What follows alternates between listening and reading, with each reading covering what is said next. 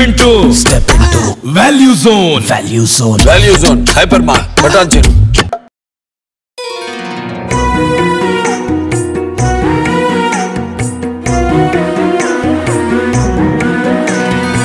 జై శ్రీకృష్ణ.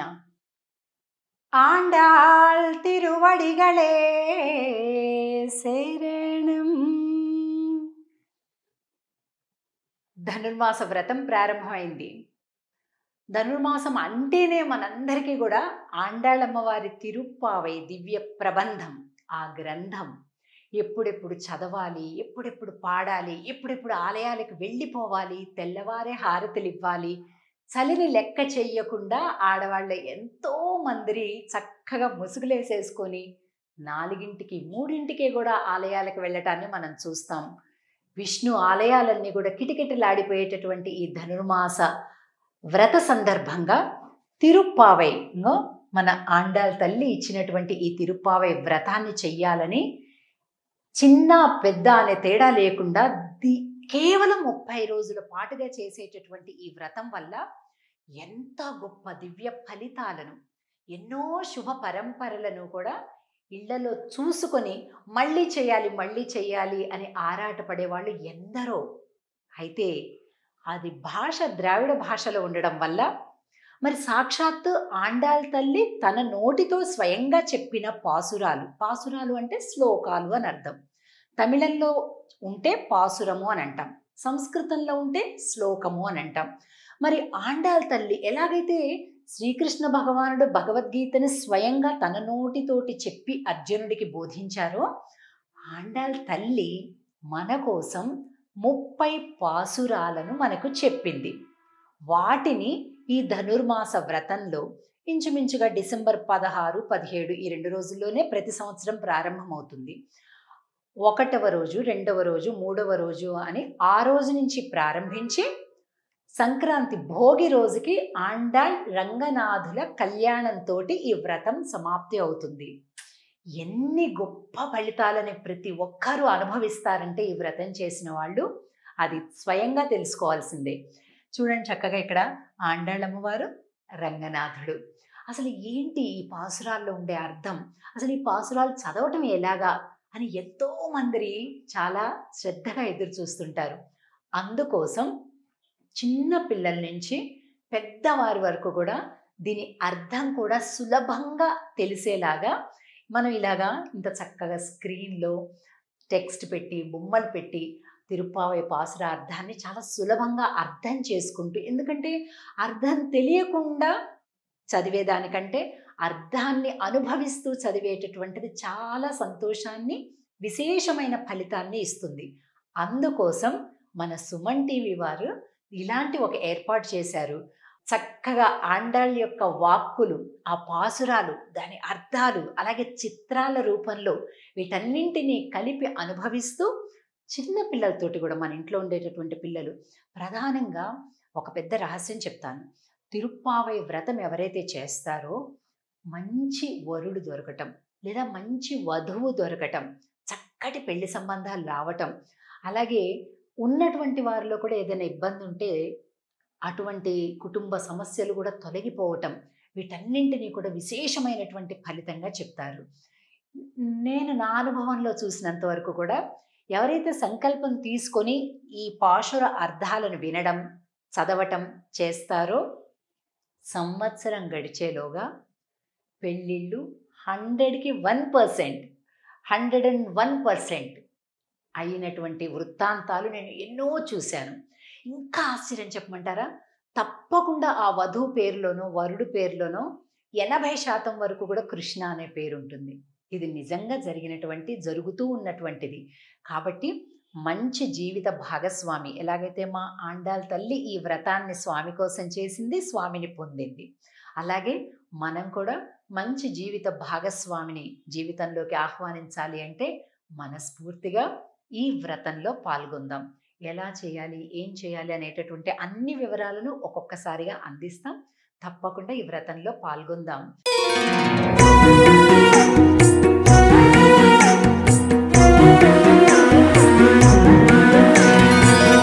ఇప్పుడు ఈ వేళ మనం మొదటి పాసురాన్ని చూస్తున్నాం.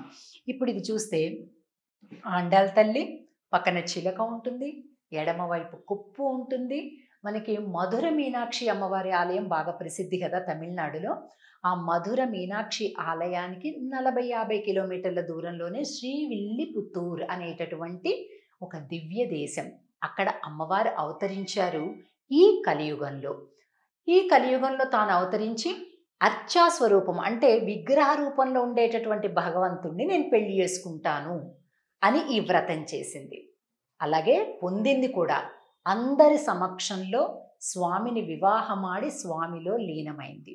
ఇది ఆండాళ్ కథ.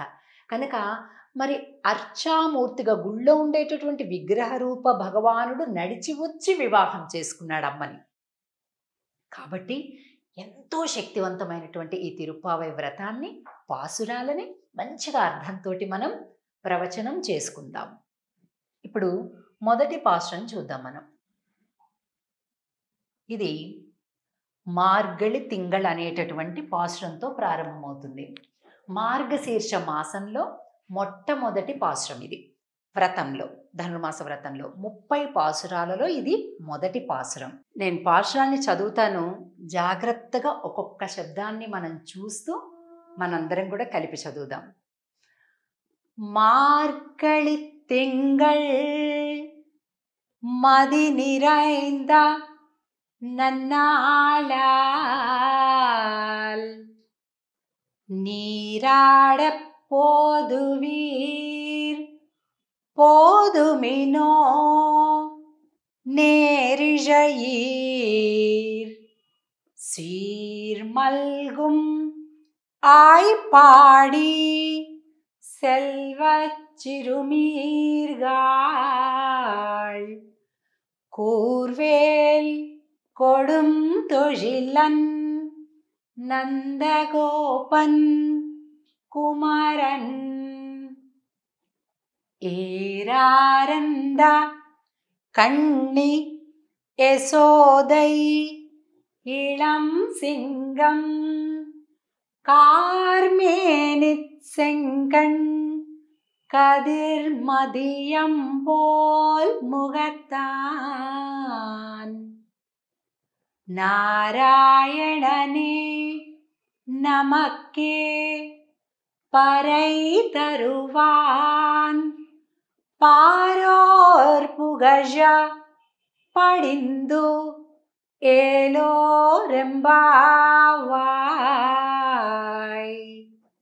ఇది పాసురం. ఇప్పుడు పాసుర అర్థాన్ని చూద్దాం.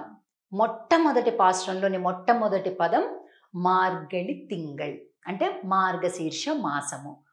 మది నిరైంద నన్నాళాల్, ఎంత మంచి రోజులమ్మా, నిండు పున్నమి రోజులు వచ్చేసాయి, వ్రతం ప్రారంభిద్దాము అనే వాక్యంతో మొదలవుతుంది.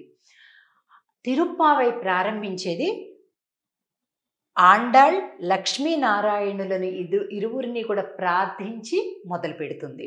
ఎలా కనిపిస్తుంది అంటే మార్గళి తింగళ్ అనేటటువంటి పదం ఏదైతే ఉందో, మా అంటే ఇందిర, లోకమాత లక్ష్మీ అమ్మవారు. అలాగే మాసాన మార్గశీర్షోహం అని శ్రీకృష్ణ భగవానుడు భగవద్గీతలో చెప్పాడు. కాబట్టి మార్గశీర్ష మాసమే పరమాత్మ. కనుక ఈ మాసం అంతా కూడా అణువణువు క్షణక్షణము కూడా పరమాత్మ యొక్క స్వరూపంగా భావించాలి. అలాగా మార్గళి తింగళ్ మది నిరైంద నన్నాళాల్ అంటే మంచి రోజులు వచ్చాయి అంటున్నారు. మంచి రోజులు అంటే ఏంటి? మామూలుగా మంచి రోజులు అంటే నాకు అది దొరికింది, ఇది దొరికింది, ఆహా అక్కడ సినిమాకి వెళ్ళాము, ఇది మంచి రోజులు కాదమ్మా. భగవంతుడిని ప్రార్థించాలి అని నీకు మనసులో కలుగుతుంది చూసావు, అది మంచి రోజులు అని చెప్తుంది ఆండాళ్.